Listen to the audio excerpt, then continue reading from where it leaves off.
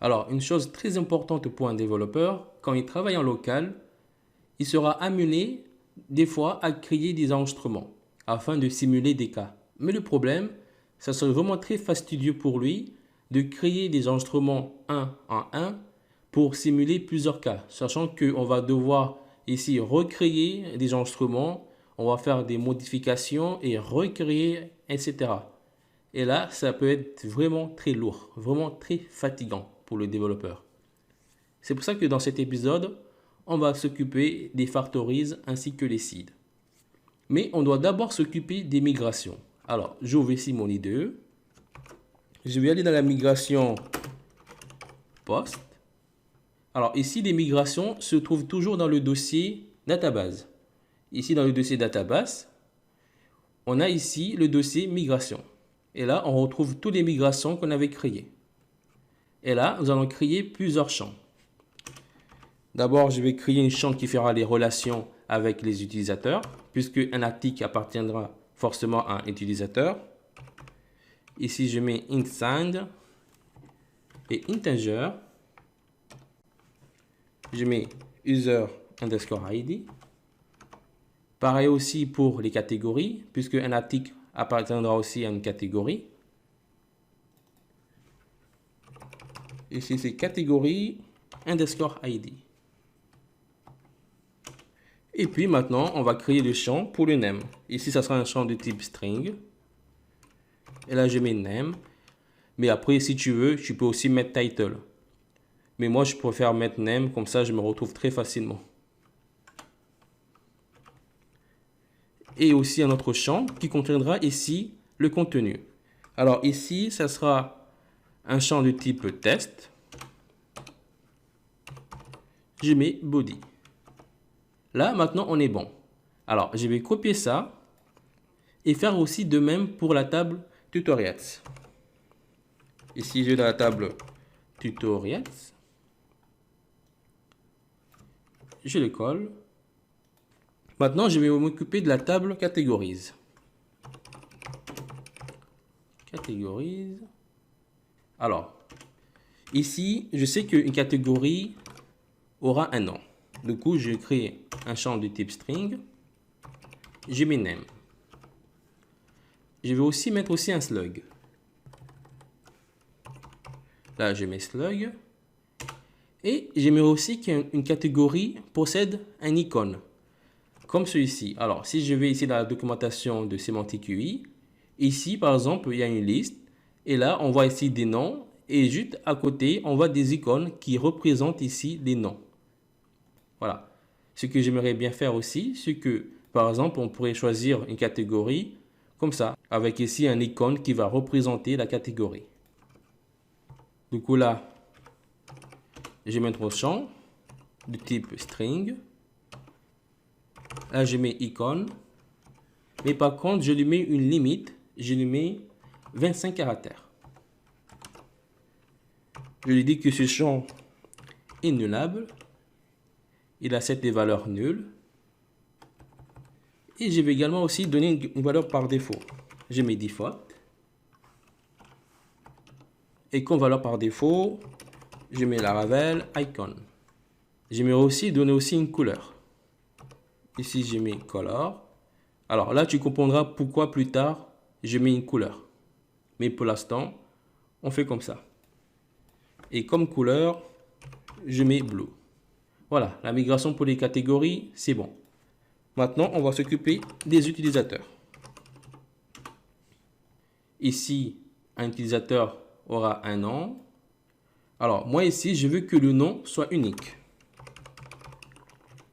Voilà, comme ça, on ne pourra pas confondre un utilisateur avec un autre utilisateur. Alors ici, le champ remember token ne va jamais nous servir. Du coup, je vais l'enlever. Mais par contre, je vais aussi mettre un autre champ de type string. Là, je mets avatar. Comme ça, un utilisateur aura aussi un avatar. Et j'aimerais également aussi lui mettre aussi un titre. Je lui mets un champ de type string. Je mets title. Par contre, il y aura une limite de 30 caractères. qui est nullable.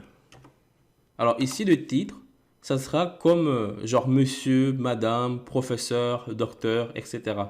Comme ça, par exemple, si on a un professeur dans notre application, du coup, il pourra s'appeler par professeur ou bien par docteur, etc. Alors là, je mets juste un petit exemple. Comme ça, personne ne se trompe. Je mets exemple docteur. Mais j'aimerais aussi qu'un utilisateur possède un nom, un prénom, un âge, l'adresse, etc.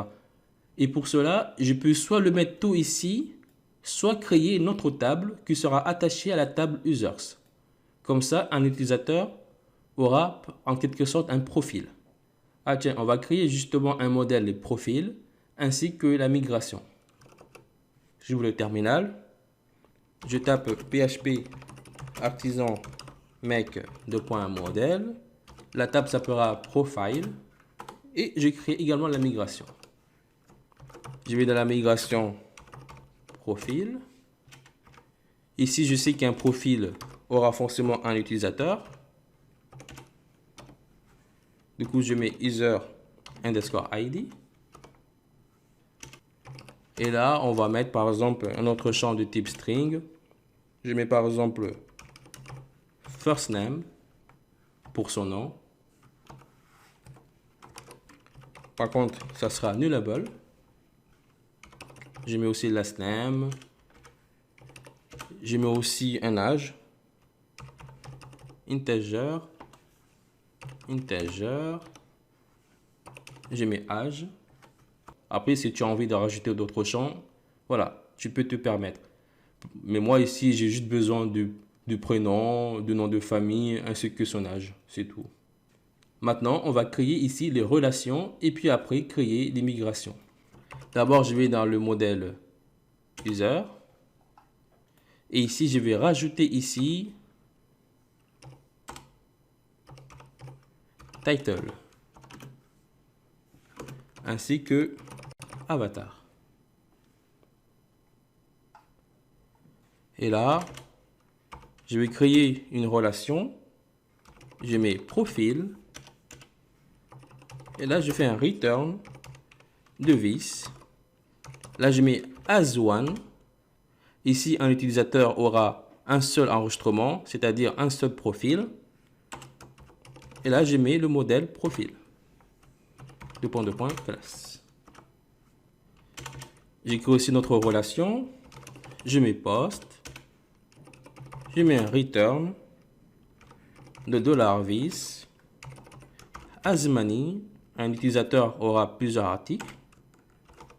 Et là, je mets le modèle post classe. Je vais dupliquer ça pour les tutoriels. Ici, je mets tutorials. Et là, tutoriel. Voilà, là, on est bon. Maintenant, il suffit juste de faire l'inverse. D'abord, je vais dans profil. Alors, ici, je mets le fillable. J'ouvre la propriété fillable. Et là, je sais qu'un profil aura un nom.